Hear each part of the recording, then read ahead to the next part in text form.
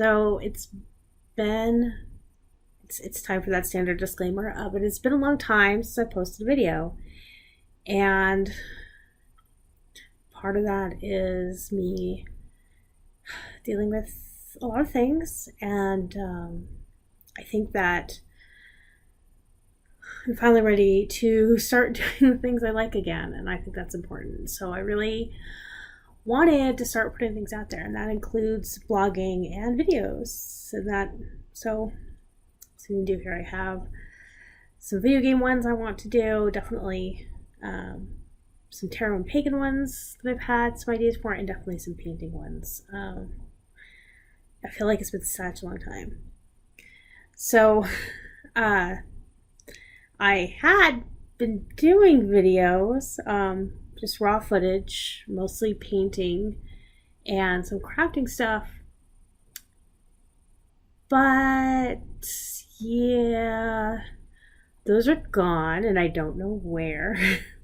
Before I made this, I decided to check all my backups. They're gone. All that raw footage is gone, as well as the projects from my old video. So I'm not sure what happened. I switched computers a couple years ago, but I still have several backups from my old computer, so they should have been on there, but I don't know. In the last few years, last 10 years, in the last 10 years, so many things have changed, and I definitely went through some phases. I used to post reviews on my blog, those are all gone, and I'm just trying to figure out where I am in my personal space versus my professional space. And I finally just said, you know what, fuck it. Here I am. So went back to my pinnacle.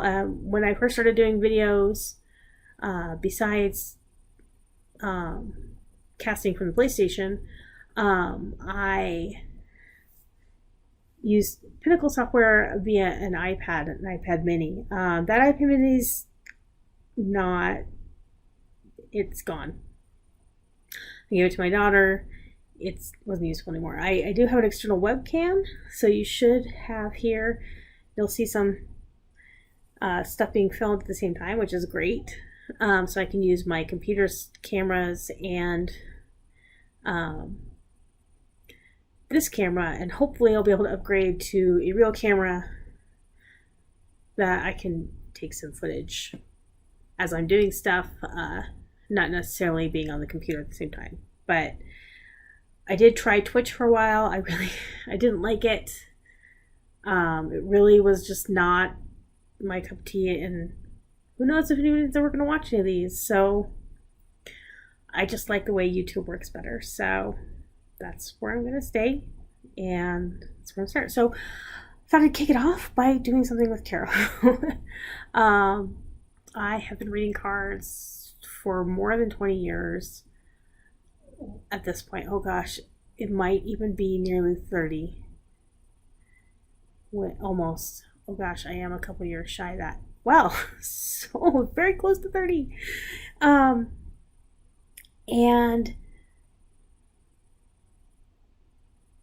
the last 2 years, things haven't been going well, and I let everything drop, including tarot, and I felt really bad, and for a lot of reasons. So I'm hoping to get back into that, back into things like Tarot Geeks, and just finding things. Part of that is I went and I just started getting things together over the past 6 months, and tarot is the first deck I'd bought in a long time, and I was looking for something a bit different, and I'll get into that here, but okay, so now a bit of a thing. So Spellcaster's Tarot here by Melanie Marquis and Scot Murphy. It has a few, just go ahead and show you here, kind of what it looks like. It's borderless. I'm not a person who edits their deck. I don't color it. I don't color them. I don't chop off borders or anything like that. But I have my own criteria. I have to like it art-wise. Okay, so the Modern Spellcaster's Tarot, it comes with, of course, the book and the deck, and this deck is just beautiful. I apologize if it seems a little bit jumpy. I had to reshoot this part as one of my cameras wasn't working, even though it looked like it did. But let's look at some of the cards. These cards are just beautiful. I mean, they are just full of symbolism and just full of detail. And I love this. One of the ways that I think, some very prominent people of color, different ethnicities. If you're looking for a deck with a much wider representation, this is definitely one to take a look at. The cards have that scratchy feel, which I'm not too fond of, but card thickness doesn't matter too much for me, so I guess your mileage may vary. But so these are packed with symbolism. Just, even here on the Emperor card, you see the Horned God, just, the symbol of her card, the symbol of the Oak King, the Bull. There's just so much here to unpack in every single card. And this is actually one of the downfalls of the deck, too. Let's go through a few more cards here. Look at these beautiful cards showing different orientations, different people. I really just love how beautiful and how wide-ranging these cards are. And I just want to sit in there. One of the things that she does do is they do associate wands there and swords with fire, which I don't necessarily like, but it's pretty easy to ignore as the cards, the wands don't have that red cast, and swords, well, they have fire in them. For me, I think that I'll still be able to work with this deck. I definitely go the other way around with the with the swords being air and the wands being fire. So, but there's a couple things. What really gets me though is that there's so much in these cards. There's definitely, look at that, the yin yang symbol, the wolves, the animal. Everything in here. It's easy to sit here and go, oh, okay, what's that meaning? And I work more as an intuitive reader, which for me means really going through the art and piecing together the symbols and that. So I don't just fall back on whatever the Rider-Waite meanings, the memorized meanings that I may have. I really think that the deck should lend itself to the reading, and knowing what those symbols mean, I think, is a big part of that. And this is where this deck falls short. So let me give an example here. Here's the Three of Swords. So this has a few things. Obviously, the heart's on fire. Reminds you of the Sacred Heart. And I'm probably going to butcher this. The triquetra in the middle, so triple goddess, the Trinity, the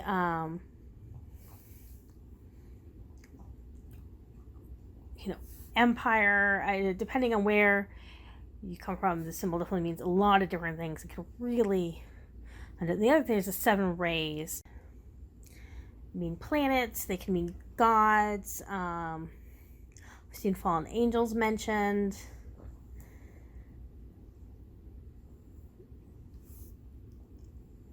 And I'm sorry, I'm blanking a little bit on this, and but let's see, the Holy Ghost, I believe, is an emanation of 7 rays. There's different saints who are always pictured with 7 rays.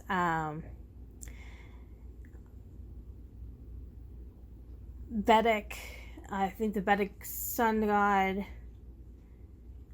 I think it's Agni. He usually has 7 rays. It's just a light coming from his body. But it's definitely like a coming of the godhood right there. There's so much that can be in this card. However, if you look at the book, that's barely mentioned. I mean, there at the very beginning, there's some symbolism that's talked about, which is actually really cool. And, you know, a few things in here. The triquetra is mentioned. Manifestation, magic, creative forces coming together. Well, yeah.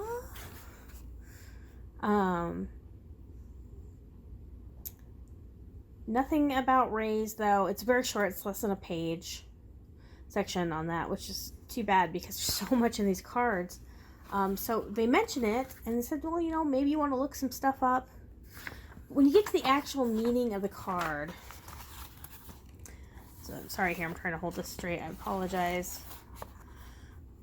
I had to switch to my phone since my other camera died.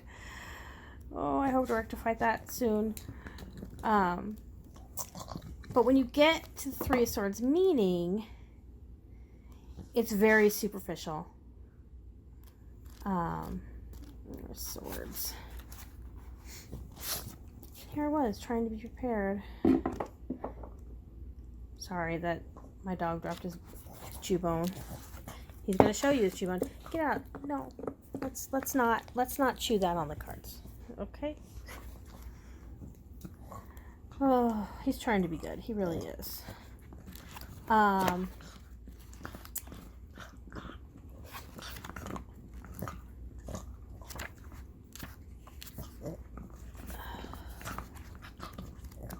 Cups. Wands. Swords last. There we go. Three of Swords. So Three of Swords. The meaning's very superficial. Sorrow, grief, pain, broken heart, breakups, consider for a match, only bring trouble, quarrels, physical heart conditions, accident, disaster, sadness, pain of memory, you know, and then reversed is just the opposite. Everything's getting better, healing from grief, healing from sadness, yada, yada, yada. And you know, it says because they have this nifty magical uses as well for each of the cards, which is definitely different. This one is rituals and meditations at helping you process grief. Pretty much. Wounds, breakups, that kind of thing. And I think that there's so much here. I mean, the imagery of the Sacred Heart, the Godhead, the Trinity. I want to say this card is more profound than they're giving it. And I think that that's true of other things. You know, just looking at the Queen of Pentacles here, just so much. The way she's cradling the pentacle like a baby. What did she give up? And does she regret it? It doesn't look like she regrets it to me, but, you know, the squirrel and the dog. So, you know, we have this bright attentiveness. We have this loyalty and protection. I just don't think that the cards here are done justice by the book. I think that these could definitely be served with something deeper. Another one to go over, the Ten of Wands, just to give you the example. I mean, we have the Raven here, leaving the sticks behind. You know, he's not looking where he's going. He's not looking behind him, what he's left behind. I just feel like there's so much. It's just not there, which is sad. The other thing I want to look at is these backs are really nice. So the backs of the cards, they're technically non-reversible, but even when you turn them over, they look like they almost are. I mean, even though the symbols have changed sides and the animals are swirling in a counterclockwise direction, you get that sense that they feel like they're reversal backs. I don't read reverse. I put all the meanings together and read in context of the other cards, or in context, I think, of the situation. But that's just my style. But here's another odd choice. So again, rich symbolism on the back here, especially these symbols at either side, or all around the cross. But the order is weird. So spring, autumn, winter, summer. And I was trying to figure out which way they're going. I think I was going counterclockwise. So I was like, spring, summer. No, winter does not work. Okay, maybe it's going backwards. Spring, no. Autumn, no. I don't really understand why they're in this. I thought maybe it had to do with the directions. So if we think autumn, so this works for me. Autumn and earth are in the east for me, and that kind of works. Spring and air is in the north, and summer, water in the west. For summer is usually winter could be earth. Why is it in the south? Okay, so I don't know why they're in this order, and there doesn't seem to be anything in the book to tell you, which is another weird, kind of interesting choice. And it makes me wonder how much thought was put into that. But I love the picture so much, and I love the fact there is that symbolism. So again, I'm willing to forgive it, to go over that. So this is one of those about my criteria for a tarot deck is about as fluffy as you can get. It has to be pretty to me. There's got to be something pretty about it, and I'm gonna admit that right now. That's my fluff right there. I like pretty art, and this definitely has pretty art. So let me show you the card. But the deck is beautiful. I will say that. The book is interesting. It definitely takes a very pagan approach. It talks a little bit about symbols. It doesn't spend a lot of time on that, but it does talk about the animals and what different animals mean, the elements.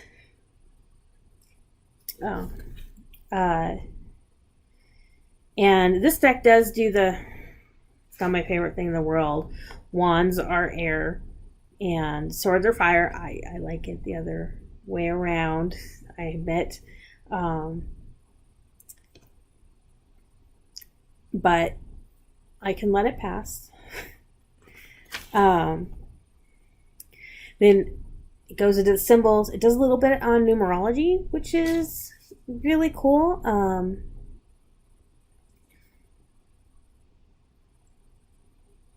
So, tells you what the different numbers mean. So if you were to get aces, 2s, 3s, I personally follow a system of that as well, mostly done by the Arthurian Tarot. I always think of those things, just because I've done it for so long. Another interesting thing is it has a chapter on deck care and maintenance, which most books do not. Most of it's foo-foo, superstitious. If you like to do it, that's fine, but you don't have to. This is my favorite cloth here. I got this at a thrift store. I think it might be cotton or polyester. I don't know. But I like how it lays. I like the amount of space it takes up. It works really well, and it's one of my favorite ones. So the silk thing, I might have 1 or 2 pieces of silk on here. Not very much. But covers things. But this covers a more practical stuff, which is kind of interesting. You don't usually see that in a tarot book. Things like don't leave them in direct sunlight. Like most pretty things, you don't want to fade. And, watching out if your cards blow away. keeping stuff well kept in a nice place so they don't get bent or broken. And this is also where it first touches on using tarot for magic, which you don't usually see with Deck's book. And I'll tell you, I made a purchase I'm excited about. I can't wait for it to come. It's more geared towards that, but that's for another video.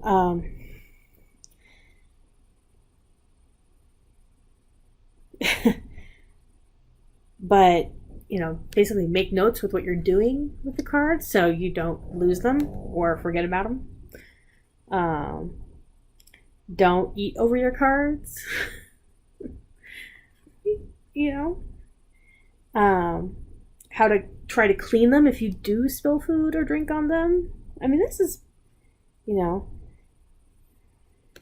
even talking about, not worrying too much if they get scratched. I know my newer Arthurian deck, the green back, green with the full HoloQuest, I think that's the latest kit that they have.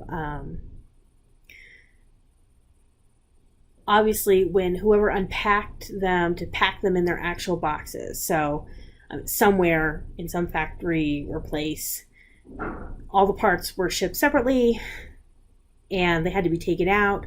My deck was obviously one on the top because there was a box cutter mark on the back of the Sun card, which was the last card on the thing. So that's sad, and it's only there. It's not on the book. It's not in the box. So that's what makes me think it was put together. Anyway. And I have a few decks with cards. You can read around them, I think. And probably another video.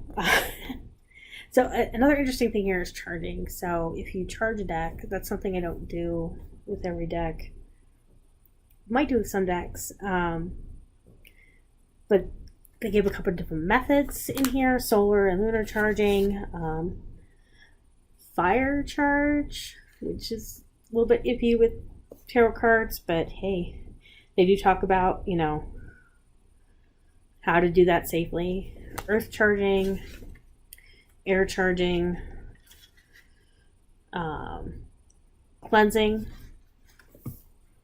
I definitely have some thoughts on that, some ways I've done that before, as well as just some quick clearing. One of the things that I like to do is go through and order the deck and then let it sit that way for a little while. That's one of the methods I actually talk about here. So help it clear up. And then book then goes in how to read, very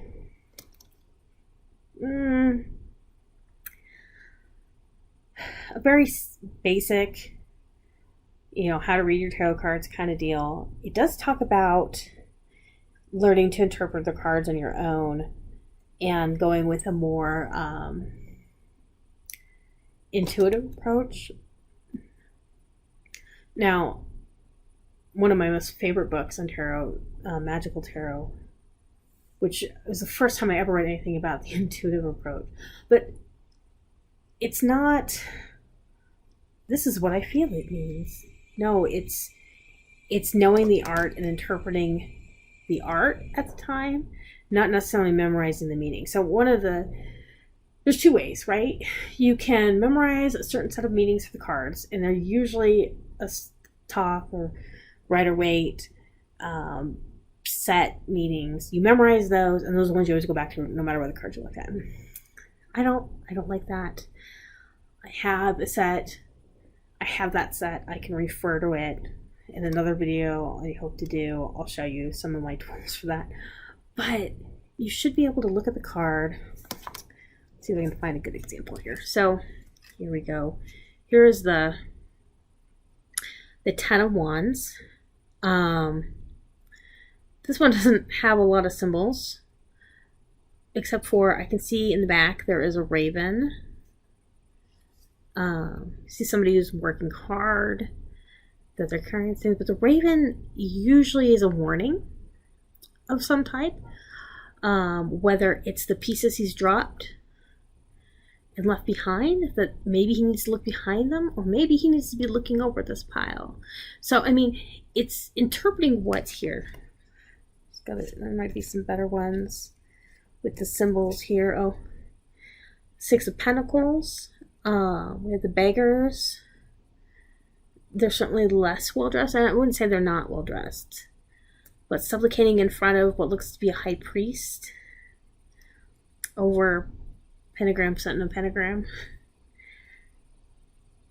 And you see that scroll again. You'll see these animals again in this deck, which is, again, is one of the things that I really like about it. You know, the squirrel is a resourceful, preparation, energy, prudence.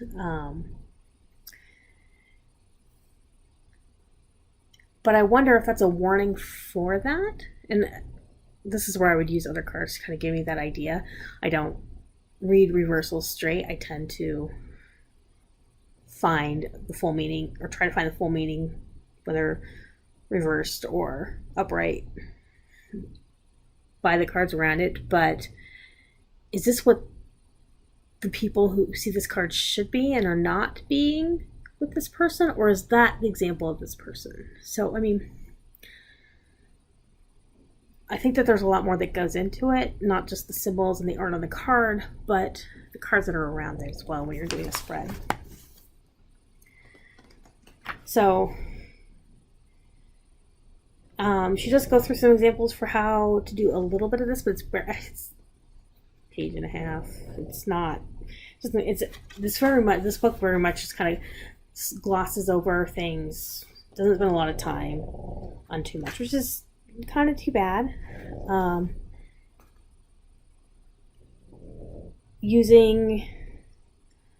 Doing magic with tarot, she gives some examples of how you could use them, which are interesting. She gives one example spell for good luck and another one for protection, using the tarot to cast it. Like, I wouldn't for this. This does not match what I would do. And then we go into the very typical, here's the meanings, the description, and the meanings, which are interesting, in which I'll probably refer to this just because I do feel rusty, so I just give that whole thing. And remember, I said this has been a long time for me, so a bit rusty. But of course, the majority of the book is the what do the cards mean. I think these have so much symbolism in them, and that's one of the things I notice in the descriptions, is that the descriptions are very superficial as well. She does have the